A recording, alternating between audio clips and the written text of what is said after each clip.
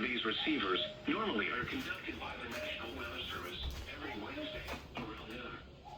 When there is a threat of or existing severe weather in the area on Wednesday, the test is postponed until the next good weather day.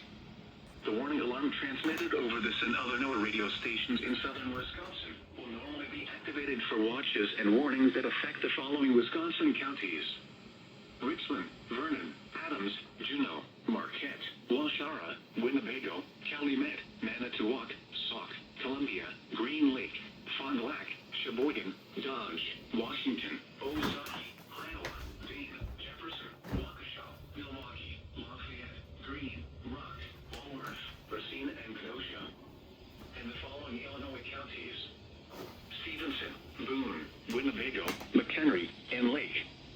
And all adjacent coastal waters of Lake Michigan.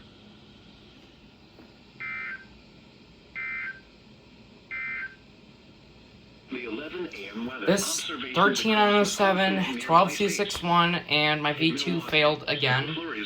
Oh, my HH went off too. The temperature was 30 degrees. So all but 3. 3. And the relative humidity was 81%. The winds were southwest at